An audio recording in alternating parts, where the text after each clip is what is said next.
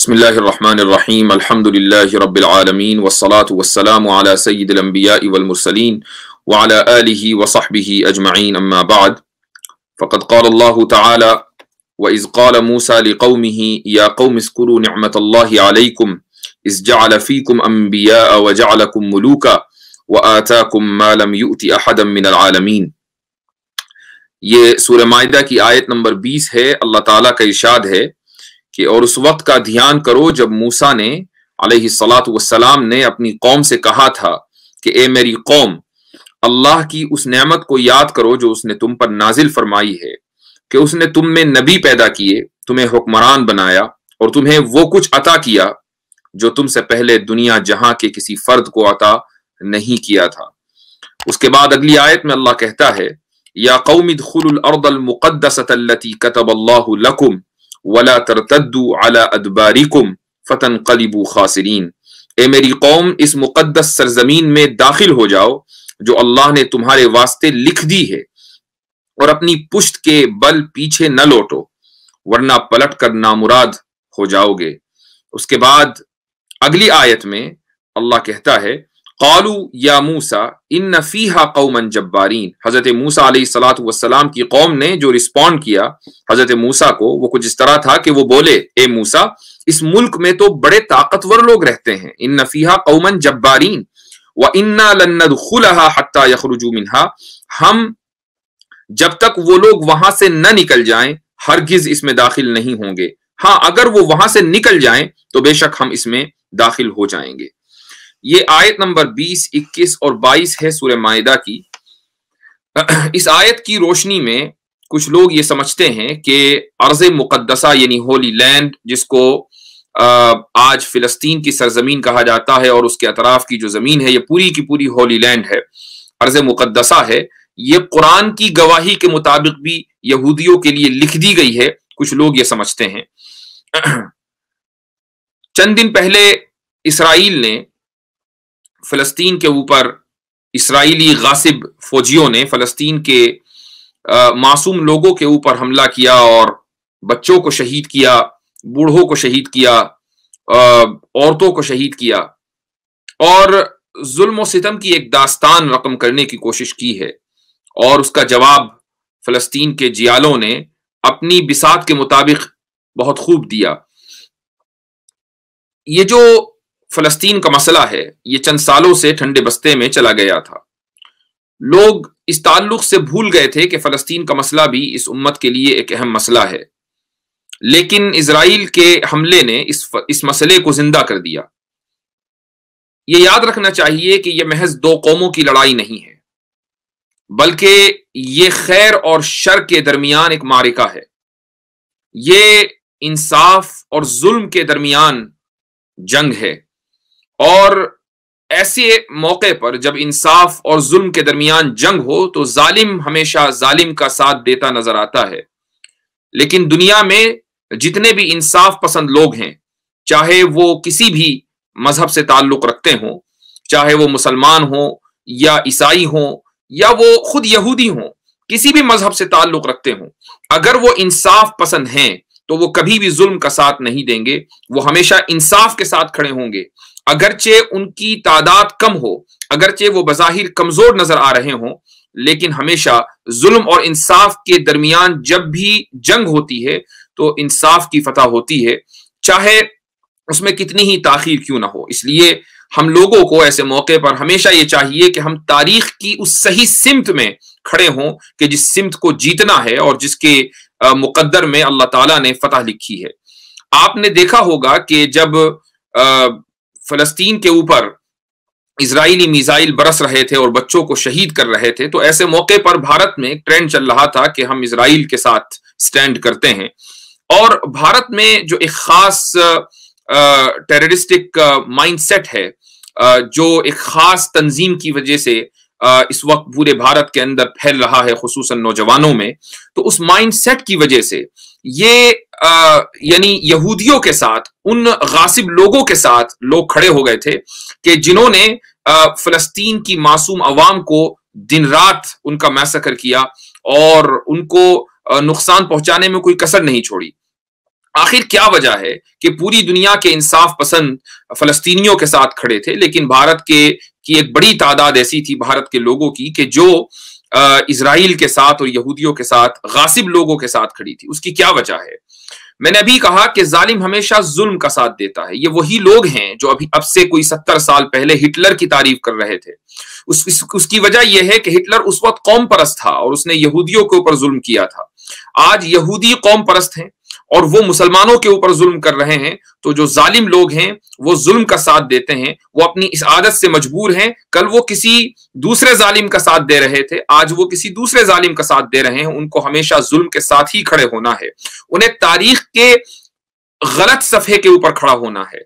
इसलिए मैं तमाम मुनसिफ लोगों से, इंसाफ पसंद लोगों से ये अपील करूंगा कि वो तारीख की सही सिमत में आए और उस सिमत में आकर इंसाफ पसंद लोगों का साथ दें कि जिनके मुकद्दर में अल्लाह ताला ने फतह लिख दी है। यहूदियों का यह दावा है कि वो इजराइल की रियासत बनाकर दरअसल खुदा के वादे को पूरा कर रहे हैं। ये उनकी आबाई जमीन है जहां वो लौटे हैं और उन्हें यहां पर रियासत कायम करने का मुकम्मल हक है, ये उनका दावा है। आज मैं उस दावे को इंशाअल्लाह आप लोगों के सामने रखूंगा और इस दावे को समझने की कोशिश करूंगा कि इस दावे में कितनी सदाकत है, कहां तक ये क्रेडिबल है और इस दावे में कितनी क्रेडिबिलिटी हो सकती है, ये कितना अपीलिंग है। अफसोस के साथ मुझे कहना पड़ता है कि जो लोग फलस्तीन और इसराइल के मसले पर ज्यादा गहरी नजर नहीं रखते हैं, वो इस बात के कायल हो चले हैं कि शायद यहूदियों का भी इस जमीन के ऊपर कोई हक होगा, इसलिए होना यह चाहिए कि वो और फलस्तीनी दोनों भाई भाई बनकर रहें और एक साथ अच्छे पड़ोसियों की तरह रहें। लेकिन जब हम इस दावे के ऊपर गौर करते हैं यहूदियों के, वो ये कहते हैं कि तौरात में book of genesis verse number 3 to 5, इसमें अल्लाह ताला ने, खुदा ने हजरत इब्राहिम अलैहिस्सलातु वस्सलाम से एक वादा किया है और वो वादा ये है कि इब्राहिम, मैंने ये इलाका जो मिस्र की नहर यानी दरियाए नील से लेकर दरियाए फुरात यानी इराक तक जाता है, ये पूरा का पूरा इलाका इब्राहिम अलैहिस्सलातु वस्सलाम मैंने आपकी नस्ल के लिए लिख दिया है। इस दावे की बुनियाद पर यहूदी और सहयूनी आज ये समझते हैं कि फिलिस्तीन उनका हकीकी वतन है और इस वतन में हुकूमत उनकी होनी चाहिए, चूंकि ये खुदा का वादा है और वो खुदा के वादे को सच्चा करने की कोशिश कर रहे हैं।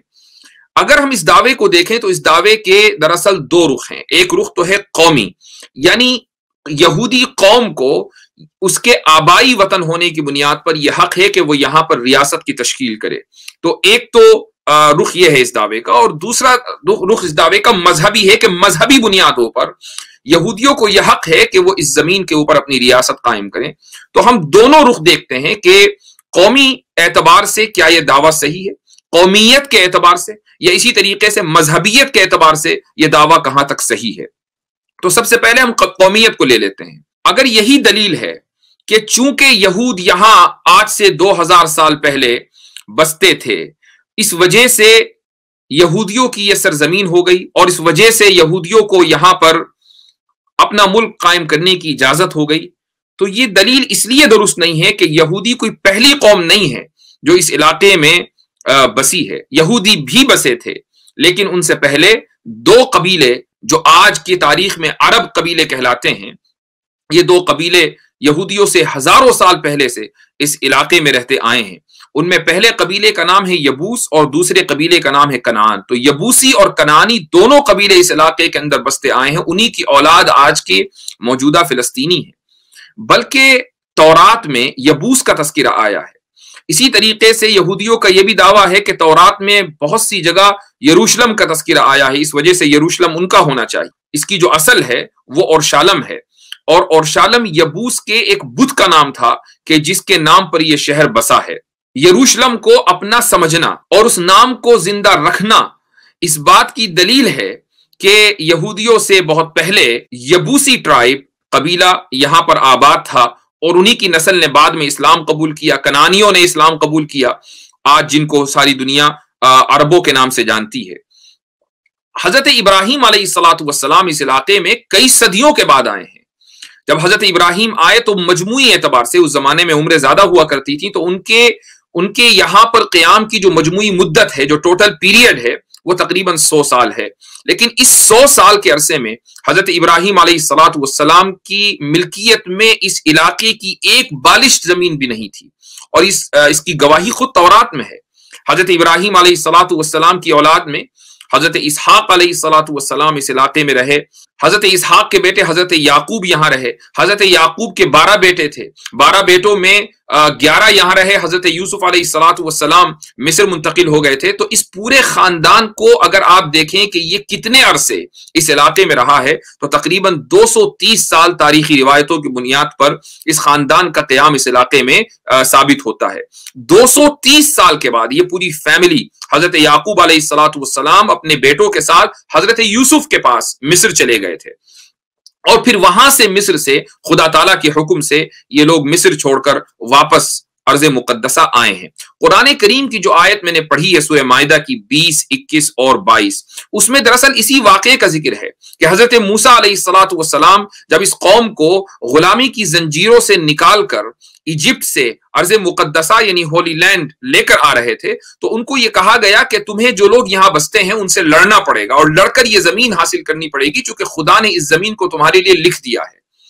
یہاں سے کچھ لوگوں کو یہ مغالطہ ہو جاتا ہے کہ چونکہ اس زمین کو خدا نے بنو اسرائیل کے لیے لکھ دیا تھا، اس لیے یہ زمین انہی کی ہو گئی، لیکن قرآن کریم کی اسی آیت میں ساتھ میں یہ بھی لکھا ہوا ہے کہ یہ جو وعدہ تھا یہ اس شرط کے ساتھ مشروط تھا، یعنی یہ کنڈیشنل پرومس تھا کہ تمہیں یہ زمین لڑ کر لینی پڑے گی۔ یہودیوں نے اس زمانے میں لڑنے سے انکار کر دیا، قرآن کریم کی اسی آیت کی گواہی ہے۔ انہوں نے کہا کہ اس زمین میں تو بڑے طاقتور لوگ رہتے ہیں، ہم اس میں داخل نہیں ہوں گے، ایسا کریں موسیٰ آپ اور آپ کا رب دونوں جائیں اور لڑیں، اور جب فتح ہو جائے تو ہمیں بتا دیجیے گا۔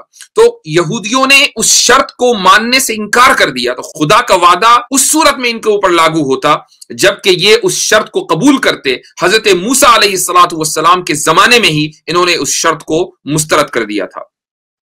اسی طریقے سے اگر ہم تاریخی اعتبار سے دیکھیں، میں ابھی دعوے کی جو پہلی نوعیت ہے، یعنی کس قوم کا اس ہولی لینڈ کے اوپر زیادہ حق ہے، میں اسی کے اوپر ابھی بات کر رہا ہوں کہ قومیت کی بنیاد پر اگر ہم دیکھیں تو یہودیوں کا کوئی حق نہیں بنتا، چونکہ اس سے پہلے بہت سی قومیں وہاں پر آباد رہتی آئی ہیں جن کی اولاد آج عرب کہلاتی ہے۔ اگر واقعی یہ ہولی لینڈ یہودیوں کا ہوتا تو جب زائنزم تحریک قائم ہوئی اور زائنزم کے بانی تھیوڈر ہرزل نے، جو کہ ایک جرنلسٹ تھا اور اپنے آپ کو سوشل ایکٹیوسٹ کہتا تھا، جب اس نے زائنزم قائم کی اور اس تحریک کے روح روا لوگوں نے یہ طے کیا کہ یہودیوں کی اپنی ایک ریاست ہونی چاہیے، اپنا ایک گھر ہونا چاہیے، تو کیا وجہ ہے کہ انہوں نے سب سے پہلے فلسطین کے بارے میں نہیں سوچا؟ انہوں نے اپنی کانفرنسز میں سب سے پہلے موزمبیق کو چنا تھا، لیکن کسی وجہ سے ان میں اتفاق نہیں ہو پایا۔ اس کے بعد افریقہ کے ایک ملک کانگو، یہ پورا علاقہ اس وقت کلونیلزم کے دور سے گزر رہا تھا اور یہاں پر یورپین ریاستوں کی حکومتیں قائم تھیں، تو اس لیے ان لوگوں کے لیے ان ملکوں کا نام لینا بہت آسان تھا، چونکہ یورپین حکمرانوں سے ان کے بڑے گہرے تعلقات تھے، تو کانگو کا نام لیا گیا کہ کانگو میں ہماری اپنی ریاست قائم ہونی چاہیے۔ اس زمانے میں کانگو بیلجیم کی کالونی تھا۔ 1897 میں ارجنٹینا کا نام لیا گیا، اس کے بعد 1901 میں سائپرس کا نام تجویز کیا گیا، 1902 میں سینا کا علاقہ جو کہ مصر میں آج ہے، یہ علاقہ تجویز کیا گیا کہ یہاں ہمارا وطن ہونا چاہیے۔ اس کے بعد 1903 میں یوگانڈا کا نام لیا گیا، اور پھر آخر میں جا کر یہ طے کیا گیا کہ ہولی لینڈ یعنی فلسطین میں ہمارا وطن ہونا چاہیے۔ اور اس کی وجہ یہ ہے کہ جو علاقوں کے نام بدل رہے تھے، یہ جو تجویزیں الگ الگ آ رہی تھیں، اس تجویز پر اتفاق اس لیے نہیں ہو رہا تھا کہ یہودی ایک بڑی تعداد میں رشیا میں آباد تھے، امریکہ میں آباد تھے اور آج بھی ہیں، اسی طریقے سے یورپین ممالک میں پھیلے ہوئے تھے، اور وہ ان علاقوں سے نکلنا نہیں چاہتے تھے۔ وہ نہیں چاہتے تھے کہ ان علاقوں کی آسائش اور آرام سے نکل کر وہ موزمبیق میں، یوگانڈا میں، کانگو میں ایسی جگہ پر آ کر آباد ہوں۔ تو صہیونیوں نے مذہبی کارڈ کھیلا اور انہوں نے سوچا کہ اگر ہم یہودی مقدس علاقوں کا حوالہ دیں گے اور یہ کہیں گے کہ یہاں یہودیوں کی عبادت گاہیں ہیں، مقدس علاقے ہیں، یہاں حضرت سلیمان علیہ الصلاۃ والسلام تھے، یہ وہ زمین ہے کہ جس کا خدا نے تم سے وعدہ کیا تھا، تو یہودی بڑی تعداد میں ساری دنیا سے چل کر فلسطین میں آباد ہو جائیں گے. اور یہ جو مذہبی کارڈ تھا یہ کامیاب ہوا اور اس طریقے سے ریاست وجود میں آ گئی. مذہبی کارڈ ہمیشہ کامیاب ہوتا ہے. آپ نے دیکھا ہوگا کہ ایودھیا میں جو بابری مسجد کو شہید کیا گیا ایک مذہبی کارڈ کھیل کر شہید کیا گیا, اور وہ مذہبی کارڈ اس طریقے سے کامیاب ہوا کہ اس کا جو پھل ہے آج تک وہ لوگ کھا رہے ہیں کہ جنہوں نے مذہبی کارڈ کھیلا تھا. حالانکہ تاریخی بنیادوں پر یہ بات ثابت ہو چکی تھی کہ بابری مسجد کسی بھی مندر کو توڑ کر بنائی نہیں گئی تھی. تو ان باتوں سے یہ ثابت ہوا کہ یہودیوں کا قومی اعتبار سے اس علاقے کے اوپر کوئی حق نہیں بنتا اگر ان کی یہ دلیل ہے کہ چونکہ پہلے وہاں وہ لوگ رہتے تھے, ان کے آبا و اجداد رہتے تھے, تو پھر عربوں کا کیس اس سے زیادہ مضبوط ہو جاتا ہے چونکہ ان کے آبا و اجداد یہودیوں سے بہت پہلے سے وہاں رہتے چلے آئے ہیں. اس دعوے کا ایک مذہبی رخ بھی ہے, اور وہ مذہبی رخ یہ ہے کہ تورات میں ان لوگوں کا دعویٰ ہے یہودیوں کا کہ ہم سے یہ وعدہ کر لیا گیا حضرت ابراہیم سے کہ یہ پورا علاقہ ابراہیم علیہ الصلوۃ والسلام آپ کی نسل کو دے دیا گیا. تو تورات کا چونکہ یہ ہم سے وعدہ ہے اس لیے یہ زمین ہماری ہے. یہ ایک مذہبی کارڈ ہے. ہم غور کرنے کی کوشش کرتے ہیں کہ اس مذہبی دعوے کی کیا حیثیت ہے. حضرت ابراہیم علیہ الصلوۃ والسلام کی اولاد میں صرف حضرت اسحاق علیہ الصلوۃ والسلام نہیں ہے, حضرت اسماعیل علیہ الصلوۃ والسلام بھی حضرت ابراہیم کی اولاد ہیں. اگر تورات میں یہ وعدہ کر لیا گیا کہ اے ابراہیم اس علاقے کو آپ کی اولاد کو دیا, تو اولاد میں جہاں اسحاق علیہ السلام ہے وہاں اسماعیل علیہ السلام بھی ہے. تو پھر حضرت اسماعیل علیہ الصلوۃ والسلام کی نسل میں جو عرب ہیں ان کا حق اس علاقے پر کیوں نہیں ہے؟ کس بنیاد پر اگر ایک باپ کا انتقال ہوتا ہے اور ایک مکان اس باپ کے دو لڑکوں کے نام آتا ہے تو ایک بھائی اگر دوسرے بھائی کو بے دخل کر دے تو کیا اس کو انصاف کہا جائے گا؟ کیا دو بھائیوں میں ایک بھائی کا اس مکان کے اوپر زیادہ حق ہوتا ہے اور دوسرے کا کم ہوتا ہے؟ تو اگر ہم مذہبی اعتبار سے بھی دیکھیں تو حضرت اسماعیل علیہ الصلوۃ والسلام کی اولاد میں نبی کریم صلی اللہ علیہ وسلم ہے, اور نبی کریم صلی اللہ علیہ وسلم کے اوپر ایمان لانے والی امت کا بھی پھر اس علاقے کے اوپر اتنا ہی حق ہے اگر یہودی تورات کے ذریعے اپنا حق اس علاقے کے اوپر ثابت کرتے ہیں. لیکن یہاں یہ بات ذہن میں رکھنی چاہیے کہ انبیاء علیہ الصلوۃ والسلام کی جو فیملی ہوتی ہے, انبیاء علیہ الصلوۃ والسلام کی آل اور اولاد, وہ لوگ ہوتے ہیں کہ جو انبیاء کے طریقے کے اوپر چلیں. اگر ان کا نسبی تعلق انبیاء سے ہو لیکن وہ انبیاء کے طریقے پر نہ چلتے ہوں تو پھر وہ ان انبیاء کی اولاد نہیں مانے جاتے. حضرت نوح علیہ الصلوۃ والسلام کو یہودی بھی مانتے ہیں, جس طریقے سے مسلمان مانتے ہیں یہودی بھی مانتے ہیں, عیسائی بھی مانتے ہیں. حضرت نوح علیہ الصلوۃ والسلام کا ایک بیٹا تھا کہ جس نے حضرت نوح پر ایمان لانے سے انکار کر دیا تھا. جب سیلاب آیا اور وہ سیلاب میں ڈوبنے لگا تو حضرت نوح علیہ الصلوۃ والسلام نے اپنے رب سے دعا کی کہ اللہ میرے اس بیٹے کو بچا لیجئے. تو اللہ تعالیٰ نے کیا کہا؟ اللہ تعالیٰ نے فرمایا کہ انہ لیس من اہلک, یہ تمہارے خاندان میں سے نہیں ہے. حالانکہ وہ نسبی بیٹا تھا, وہ حضرت نوح کا اپنا بیٹا تھا, لیکن اللہ کہہ رہا ہے کہ انہ لیس من اہلک, یہ تمہارے خاندان میں سے نہیں ہے. انہ عمل غیر صالح. اس سے یہ ثابت ہوا کہ انبیاء علیہ الصلوۃ والسلام کی اولاد وہ اس وقت مانی جاتی ہے جب وہ انبیاء علیہ الصلوۃ والسلام کے مشن کے اوپر چلے اور انبیاء کے طریقے کے اوپر, ان کی سنت کے اوپر چلے. اگر وہ ان کے طریقے کو بدل دے, ان کی خلاف ورزی کرے تو پھر وہ انبیاء کی اولاد نہیں ہے, اگرچہ ان کا نسبی تعلق اس نبی سے کتنا ہی گہرا کیوں نہ ہو. آج یہ دیکھا جانا چاہیے کہ آل ابراہیم کون ہے. حضرت ابراہیم علیہ الصلوۃ والسلام کی آل یعنی فیملی میں اور ان کے فالوورز میں کون لوگ ہیں؟ کیا یہودی یہ دعویٰ کر سکتے ہیں کہ ہم حضرت ابراہیم علیہ الصلوۃ والسلام کی بات ماننے والے ہیں, ہم حضرت ابراہیم کی سنت پر چلنے والے ہیں؟ کیا یہودی آج کی تاریخ میں یہ ثابت کر سکتے ہیں؟ ہرگز نہیں. حضرت موسیٰ علیہ الصلوۃ والسلام کے زمانے میں ہی یہودیوں نے گائے کی پوجا شروع کر دی تھی. حضرت ابراہیم علیہ الصلوۃ والسلام کی توحید کے قصے تو پورے قرآن کریم میں جگہ جگہ بکھرے ہوئے ہیں. حضرت ابراہیم علیہ الصلوۃ والسلام اتنے بڑے توحید کے داعی تھے کہ انہوں نے توحید کے اوپر زبردست دلائل دیے ہیں جن کو قرآن کریم نے نقل کیا ہے. لیکن وہ لوگ جو ابراہیم علیہ الصلوۃ والسلام کو اپنا جد امجد مانتے ہیں, اپنا فور فادر مانتے ہیں, وہ حضرت موسیٰ کے دور میں ان کے سامنے گائے کی پوجا کر رہے تھے. یہ وہ لوگ ہیں جو انبیاء علیہ الصلوۃ والسلام کے قتل کے مرتکب ہیں. دنیا میں وہ کون سا جرم ہے جو یہودیوں نے انجام نہ دیا ہو۔ حضرت زکریا علیہ الصلوۃ والسلام کو انہوں نے قتل کیا، حضرت یحییٰ علیہ الصلوۃ والسلام کو انہوں نے قتل کیا، حضرت لوط علیہ الصلوۃ والسلام کے اوپر انہوں نے الزام لگایا کہ وہ اپنی بیٹیوں کے ساتھ زنا کیا کرتے تھے والعیاذ باللہ، حضرت سلیمان علیہ الصلوۃ والسلام کے اوپر انہوں نے الزام لگایا، حضرت عیسیٰ علیہ الصلوۃ والسلام کو ولد الزنا یعنی زنا کے نتیجے میں پیدا ہونے والا، یہ حضرت عیسیٰ علیہ الصلوۃ والسلام کے بارے میں والعیاذ باللہ کہا۔ تو خود ان حرکتوں کا اعتراف آج یہودی کرتے ہیں اور ان کی کتابوں میں یہ ساری باتیں لکھی ہوئی ہیں، تو کس بنیاد پر وہ کہہ سکتے ہیں کہ ہم حضرت ابراہیم علیہ الصلوۃ والسلام کی آل اولاد میں سے ہیں؟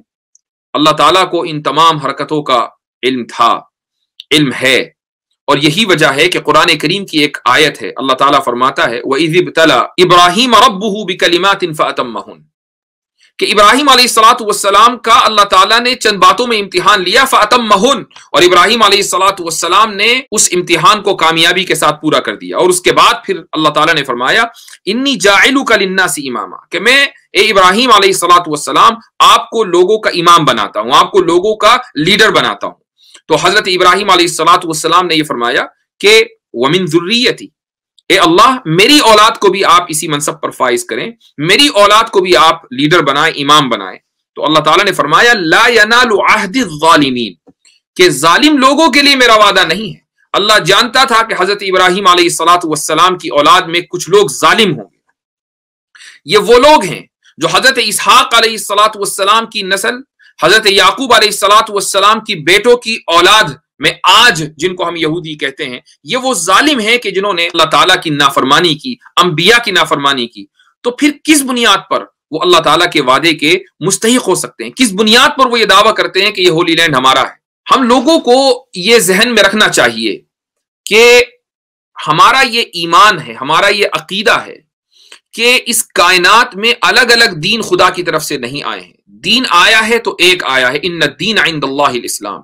حضرت آدم علیہ الصلوۃ والسلام سے لے کر نبی کریم صلی اللہ علیہ وسلم تک دین صرف ایک رہا ہے، اور وہ ہے اسلام۔ ہاں شریعتیں الگ الگ رہی ہیں، حضرت نوح کی شریعت الگ تھی، حضرت ابراہیم کی شریعت الگ تھی، حضرت موسیٰ علیہ الصلوۃ والسلام کی شریعت الگ تھی، حضرت عیسیٰ علیہ الصلوۃ والسلام کی شریعت الگ تھی، نبی کریم صلی اللہ علیہ وسلم کی شریعت الگ ہے۔ شریعتوں کا اختلاف ہے لیکن بنیاد میں کوئی اختلاف نہیں ہے۔ تمام انبیاء مسلمان تھے اور انہوں نے اسلام کی دعوت دی ہے۔ قرآن کریم نے اسی حقیقت کو بیان کیا ہے۔ اللہ تعالیٰ فرماتا ہے ما کان ابراہیم یہودیا ولا نصرانیا، کہ ابراہیم علیہ الصلوۃ والسلام نہ یہودی تھے نہ نصرانی تھے، ولکن کان حنیفا مسلما۔ تو ابراہیم علیہ الصلوۃ والسلام کے یہودی اور نصرانی ہونے کا انکار قرآن کریم میں واضح انداز پر لکھا ہوا ملتا ہے۔ یہی وجہ ہے کہ جب حضرت عیسیٰ علیہ الصلوۃ والسلام اس دنیا میں تشریف نہیں لائے تھے، اس سے پہلے وہ یہودی کے جنہوں نے تورات کو ڈسٹورٹ نہیں کیا تھا، تحریف نہیں کی تھی، وہ مسلمان تھے۔ حضرت عیسیٰ علیہ الصلوۃ والسلام جب دنیا میں تشریف لائے اور نبی بنے تو حضرت عیسیٰ علیہ الصلوۃ والسلام کے ماننے والے مسلمان کہلائے، جب تک انہوں نے انجیل میں کوئی ڈسٹورشن اور تحریف نہیں کی۔ اس کے بعد پھر نبی کریم صلی اللہ علیہ وسلم نبی بنے، آپ کی بعثت ہوئی تو آپ کے ماننے والے مسلمان کہلائے۔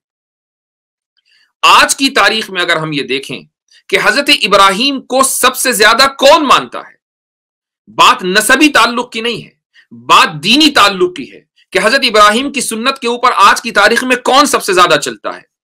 آپ اسلام میں دیکھیں، ہماری شریعت نبی کریم صلی اللہ علیہ وسلم کی شریعت میں دیکھیں کہ حج کا ایک ایک رکن حضرت ابراہیم علیہ الصلوۃ والسلام کی یادگار ہے۔ وہ مینا گئے تو مسلمان مینا جاتے ہیں، انہوں نے طواف کیا تو مسلمان طواف کرتے ہیں، وہ عرفات گئے تو مسلمان عرفات جاتے ہیں، وہ مزدلفہ میں ٹھہرے تو مسلمان مزدلفہ میں جاتے ہیں، انہوں نے احرام باندھا تو مسلمان احرام باندھتے ہیں، انہوں نے حج کا اعلان کیا۔ دنیا کے لیے ہر ایک مسلمان کی یہ تمنا ہوتی ہے کہ کسی طریقے سے وہ اپنی زندگی میں ایک بار حج کر لے۔ یہ ابراہیم علیہ الصلوۃ والسلام کی دعا اور دعوت کا نتیجہ تھا۔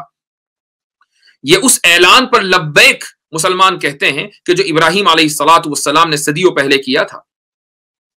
آپ عید الاضحیٰ دیکھیں کہ جو مسلمان حج کے لیے نہیں جاتے، عید الاضحیٰ وہ اپنے گھروں میں مناتے ہیں، قربانی کرتے ہیں۔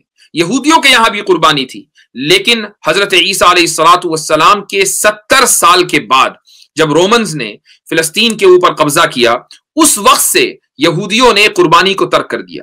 مسلمانوں کے یہاں قربانی کبھی ترک نہیں ہوئی۔ वो ईद उल अजहा के मौके के ऊपर हर साल पूरी दुनिया में हजरत इब्राहिम अलैहिस्सलातु वस्सलाम की सुन्नत को जिंदा करते हैं। इसी तरीके से हमारी तो नमाज भी हजरत इब्राहिम अलैहिस्सलातु वस्सलाम पर दरूद भेजे बगैर नाकिस रहती है।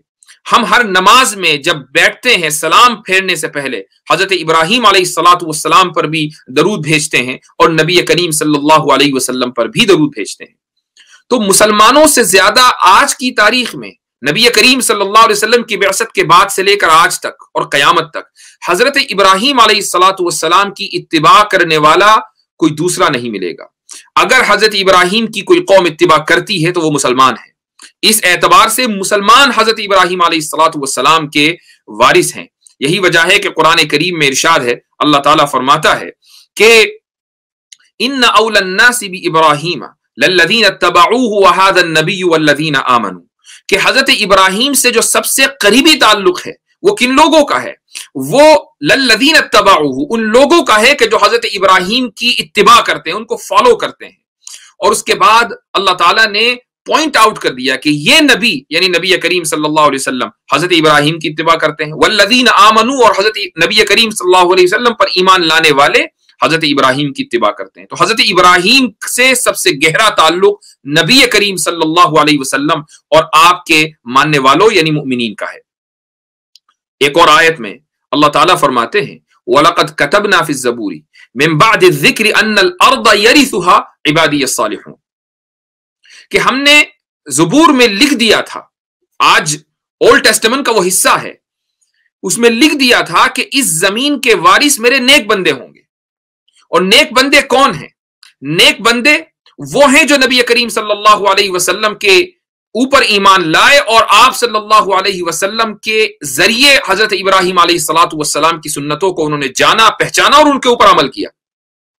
कुरान करीम की ये आयतें इस बात की वाज़ेह दलील हैं कि अगर अल्लाह ताला ने उस होली लैंड का इब्राहिम अलैहिस्सलातु वस्सलाम से वादा किया था, तो फिर हजरत इब्राहिम अलैहिस्सलातु वस्सलाम की जो जुर्रियत है, वो जुर्रियत कि जो हजरत इब्राहिम की सुन्नत को आज जिंदा किए हुए है, नसबी ताल्लुक की बात नहीं हो रही है। नसबी ताल्लुक पर भी बात करनी है तो हजरत इस्माइल से नसबी ताल्लुक साबित है। तो नसब के एतबार से और इत्तिबा के एतबार से, फॉलो करने के एतबार से, दोनों एतबार से मुसलमान इस बात के हकदार हैं कि यह जमीन उनको मिले खुद तौरात की गवाही के मुताबिक। ये सारी बात मैं इसलिए कह रहा हूं चूंकि हम ये देख रहे हैं कि कुछ अरसे से मगरिबी और यहूदी प्रोपेगेंडे की बुनियाद पर लोग ये समझने लगे कि भाई ये जमीन इनके आबा व अजदाद की थी या लौटे हैं तो इनको हक है यहां पर रियासत कायम करने का। इन तमाम दलाइल की बुनियाद पर यह बात साबित हो चुकी है कि यहूदियों को न तो कौमियत की बुनियाद पर वहां रियासत कायम करने का कोई हक था और है, और न ही मजहबी बुनियाद पर वहां कोई रियासत कायम करने का हक है। यहूदियों में यही वजह है, एक अल्ट्रा ऑर्थोडॉक्स उनमें एक तबका पाया जाता है कि जिनको नेचरी कारता बोलते हैं। तो ये बहुत अल्ट्रा ऑर्थोडॉक्स होते हैं। इनके यहां यहूदियों में एक मिद्राश के नाम से तौरात की सबसे पुरानी तफसीर है, उसकी इंटरप्रिटेशन है, कमेंट्री है, उसमें यह बात लिखी हुई है और यह तबका उसी को मानता है कि बनु इसराइल के लिए यानी यहूदियों के लिए इस बात को हराम कर दिया गया था कि वो ताकत के बलबूते पर इज्तिमाई तौर से यानी कलेक्टिवली इस इलाके में दाखिल हों और यहां हुकूमत कायम करें। अगर आइंदा कभी इनकी हुकूमत कायम होगी तो वो इंसानी कोशिशों की बुनियाद पर नहीं होगी, वरना यहूदियों की मगफिरत नहीं हो सकती, खुदा उनको माफ नहीं करेगा।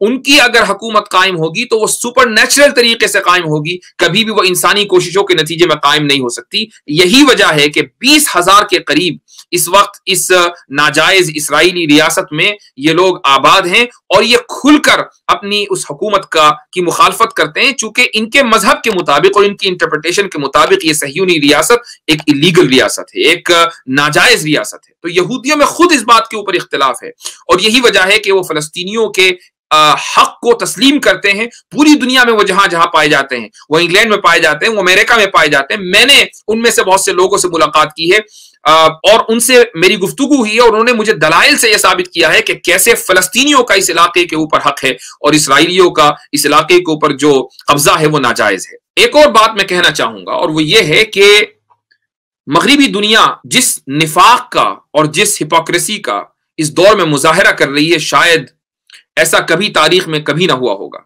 یہ وہ سویلائزیشن ہے کہ جو پوری دنیا میں جمہوریت اور ڈیموکریسی کا نعرہ لگاتی ہے۔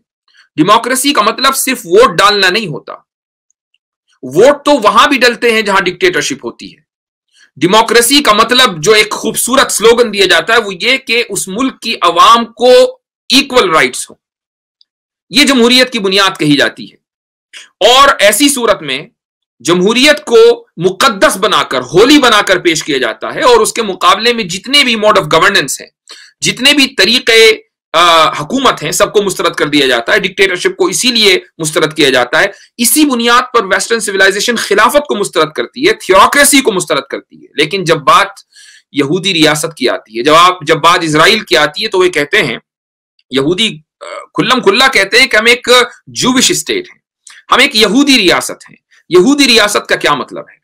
اگر یہودی ریاست کا مطلب یہ ہے کہ ایک مذہبی ریاست ہے تو اسی کو تھیوکریسی کہا جاتا ہے، اور ویسٹرن سٹینڈرڈ کے مطابق تو تھیوکریسی سب سے بڑا جرم ہے۔ لیکن یہودی اگر وہ جرم کریں تو یہ جرم نہیں رہتا، بلکہ یہ مغربی دنیا کے لیے کار ثواب بن جاتا ہے۔ اور اگر یہودی ریاست سے مراد قومی ریاست ہے کہ یہ ریاست صرف ایک خاص قوم کے لیے ہوگی، اور دوسری قوم اگر اس علاقے کے اندر بسے گی تو وہ سیکنڈ کلاس سٹیزن ہوگی، اسی کو اپارتھائڈ کہا جاتا ہے۔ اپارتھائڈ کیا ہے؟ یعنی نسل اور رنگ کی بنیاد پر حکومت کا قیام۔ نیلسن منڈیلا نے جو ساؤتھ افریقہ میں گوروں کے خلاف جد و جہد کی تھی، محاذ قائم کیا تھا، اور پوری زندگی انہوں نے وقف کر دی تھی اپنے ملک کو آزاد کرانے میں، وہاں کیا ہوتا تھا؟ انہوں نے ساؤتھ افریقہ میں اس لیے جد و جہد کی گوروں کے خلاف چونکہ گوروں نے ایک نسلی ریاست وہاں قائم کی ہوئی تھی۔ جو حقوق گوروں کے تھے وہ کالوں کے نہیں تھے۔ ساری دنیا نے نیلسن منڈیلا کی تعریف کی، ساری دنیا نیلسن منڈیلا کے ساتھ کھڑی ہو گئی۔ لیکن جب وہی حرکت یہودی کرتے ہیں، فلسطینیوں کے خلاف کرتے ہیں، فلسطینیوں کے بچوں کو شہید کر دیتے ہیں، ان کے جوانوں کو بے روزگار رکھتے ہیں، ان کے بوڑھوں کو دن دہاڑے قتل کر دیتے ہیں، ان کی عورتوں کو ریپ کرتے ہیں، تو دنیا خاموش رہتی ہے، اور مغربی میڈیا کی زبان سے ایک لفظ فلسطینیوں کے حق میں ادا نہیں ہوتا۔ اس لیے کم سے کم مسلمانوں کو یہ چاہیے کہ وہ اس بات کو ذہن میں رکھیں کہ فلسطین کا مسئلہ اسلام کا مسئلہ ہے، فلسطین کا مسئلہ مسلمان کا مسئلہ ہے۔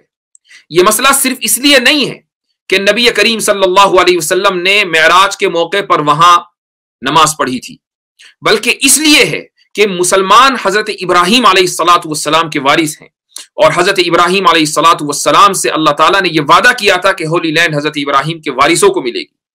تو جو حضرت ابراہیم کا حقیقی جانشین ہے، یہ زمین بھی پھر اسی کی ہے۔ اس لیے یہ مسئلہ دو قوموں کا مسئلہ نہیں ہے۔ میں نے اسی لیے شروع میں یہ بات کہی تھی کہ یہ خیر اور شر کے درمیان جنگ ہے، یہ ظلم اور انصاف کے درمیان جنگ ہے، اور مسلمانوں کو ساری دنیا کے کم سے کم یہ اویئرنیس پیدا کرنی چاہیے کہ وہ انصاف کے ساتھ کھڑے ہوں اور ظلم کو وہ دن رات کنڈیم کریں۔ جب تک ظالم کو ظالم نہیں کہا جائے گا اور اس کے ہاتھ کو پکڑ کر روکا نہیں جائے گا، وہ ظلم سے باز نہیں آئے گا۔ جہاں تک غیر مسلموں کی بات ہے، میں ان سے بھی یہ اپیل کرنا چاہوں گا، محض اس لیے کہ ایک مسئلہ مسلمانوں کا ہے، آپ اس لیے اس مسئلے میں دشمنوں کے ساتھ کھڑے نہ ہوں، بلکہ آپ انصاف کے ساتھ کھڑے ہوں۔ آپ اس پوری جو گفتگو ہی ہے اس کی بنیاد پر دیکھیں کہ کس قوم کا، کس مذہب کے ماننے والوں کا اس زمین کے اوپر بنیادی حق ہے۔ اگر آپ آج انصاف کے ساتھ کھڑے نہیں ہوئے اور آپ نے ظالم کا ہاتھ نہیں تھاما، آپ نے ظالم کی پشت پناہی کی، تو پھر یہی کہا جائے گا کہ جس طریقے سے ایسے بہت سے لوگوں کے پوروجوں نے اپنے زمانے میں انسانیت کے خلاف کرائم کیے ہیں۔ ہم جانتے ہیں کہ آرینز بھارت میں باہر سے آئے ہیں، اور انہوں نے وہاں کے بھارت کے مول نواسیوں کو کھدیڑ کر اپنی ایک چھوٹی چھوٹی ریاستیں قائم کر لی تھیں، اور آج وہ دھڑلے سے یہ کہتے ہیں کہ ہم یہاں کے حقیقی باشندے ہیں۔